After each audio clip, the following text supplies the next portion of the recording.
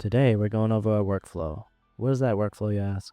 That workflow is taking my hand-drawn sketch here of Elara, a character that will appear in my one-shot that I'm creating. It comes out in October. It'll probably be 60 to 70 pages, but it'll introduce the concept of the story I'm trying to build. But enough of that. The character here, Elara, is in sketch form. What I want to do is show you how I turn this character into its AI version.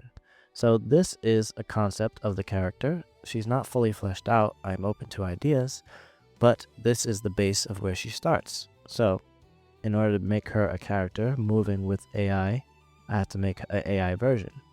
So I like to not have the character fully solidified as a character. I like to have them as a sketch, an idea. So this is my sketch slash idea of her. And what I do is I take this sketch slash idea, maybe draw a different angle of her like I did here, and I upload this angle as a profile view of her with that drawing you saw earlier, the sketch, as references to generate this. The model I use for this, you can see it here, Seedream. And I had a prompt in here. I described her briefly, just the style I wanted, her eye color, hair color, and a brief kind of swoop slash flow of hair. What I wanted it to start from this end and kind of all converge at that point. I also kind of want circles in her hair at some point, and I want a large shape. This is the first iteration of her. Basically just copied my drawing and rendered it out. It looks pretty good. But this is the process I'll be showing you. That's the first iteration. Draw the character. Both angles. Feed as a reference. Generate. It comes out 4 at a time. So these were the 4. 1, 2, 3, 4. And I actually lied. So I probably deleted one. That was terrible. So these are the references of the 4. Boom, boom. And this is another batch from another 4. And I used the actual image that was generated to actually feed the inspiration of the next batch, which is this and this and this. And then for this one, I fed it the first one, and it kind of refined. And it all stemmed from my drawing, my concept, my original pose, everything. My idea, my composition, right? My character. So I started opening to more ideas, adding embroidery elements to her dress. And then I kind of was like, nah, scratch it. But as you can see, I was feeding it more references to kind of taste the embroidery aspect, and then I kind of scratched it. Now I want to try to refine her hair to exactly how I want the hair. And how I want the hair is to have a big swoosh and circles in it. That's kind of the idea. And I kind of want the swoosh to go this way to her left or to her right, or my left. So that was the idea. So these are still doing the same thing, generating the references and then feeding the references. Actually, for this one, Claude suggested me use a leaf shape. And I was like, yeah, it is kind of like a leaf shape. But then it started generating a leaf in there, which we didn't want the leaf in there. But we got the circles from the different prompting. And then I decided to take away the references and see what I do with just the prompt. And I got this. And of course, the leaf is back in all its glory. And the hair swoops are swooping. But of course, I didn't like these at all. But I kind of like this. So anyway, what I did was generate these without my drawings as inspiration and see if I can pick out a hairstyle that I liked to then feed that hairstyle, one that I liked, as a reference. So one of these here, I think it was this one. It might have been this one that I told it to take out the leaf and generate the swoops. It did that. Oh, actually, it was this one. It was this one. Yeah, so I really like the swoop here. I told it to get rid of the leaf and take out the swoop, and it kind of did and added more swoops. But then we started feeding back the references to kind of get our drawing back in there. Drawing character, our flavor back in there, right? And so we combined this reference with this reference, and it gave us this. The leaf is still in the prompt, so I had to get rid of the leaf. But I did still want to kind of combine these and see what turned out. And then we got this. Same thing. It fed from this and from this, which fed from our drawing, and we added a nice short prompt, and we got this. And I was like, oh, I like the swoop. So this swoop is really something that I loved. And we got a little bit of a circle here, but we just refined it.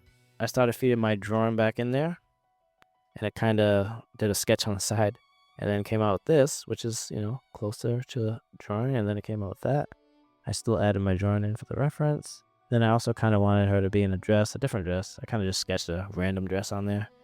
And I wanted a fashionable dress, because she is kind of like a nobleman's daughter.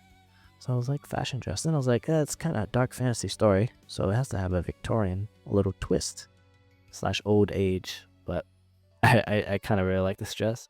But of course, it's not going to be pink. I did like the orange color. Claude suggested a velvet, and I did not like the velvet. But as you can see, we are still prompting in, referencing. We started referencing this to wear the dress, to the image that we really liked, to our original concept, and we are coming to shape.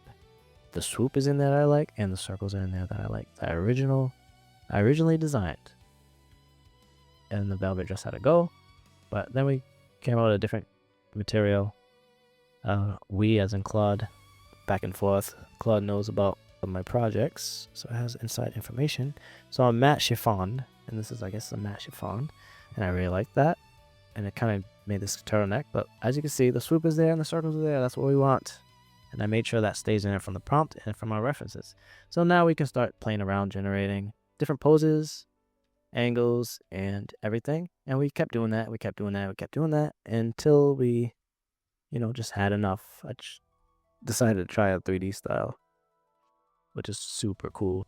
So anyway, now we go to Higgsfield. Higgsfield has a lot of AI tools like video generators and image generators, including upscalers. And Higgsfield's the leader, or more, I don't know if it's the leader, but they have a cool tool here, Soul ID character. I've already made some characters down here. Shh, you can't see them. So in order to make the character that we just spent the last 10 minutes going over, we're going to go to create character and then upload. We are going to find the photos of the character, and here they are. So we got a whole bunch of pictures in here. So what we do there, and these are the pictures that were good of her, we go in there and press open to all of them, and it's going to feed in the pictures, every single one of them, at different angles, different lighting, and different poses. And this is going to train this thing with our character. And we have 36 images. The max we can do is 80. The least we could do for good results is 20. So we got 36, and they're all good quality upscaled images, which is good. And then we go to create here. Actually, before that, we have to make sure that our model is the one we want. For Soul 2.0, I heard it's good for like Instagram fashion stuff. Soul Cinema is good for, cinema and movies and film. So this is the one we choose. And then we go to create. I actually already created her, and I've already run through the script, but I was not recording. But now I am recording, so everything is great. And I'm gonna click this create after putting her name in here, or whatever you want to call her. And that is the sketch character to AI version of the character. And always keep in mind that the sketch is loosely her, the character. It's not committed fully. And now it is committed fully, because the AI character, of course, will match up with the drawn character. Just have to draw this actual iteration of her, obviously. But that's it. I wanted to show you that workflow, and I'm out. Post-editing Kami Gems here. If you made it to the end, I appreciate you.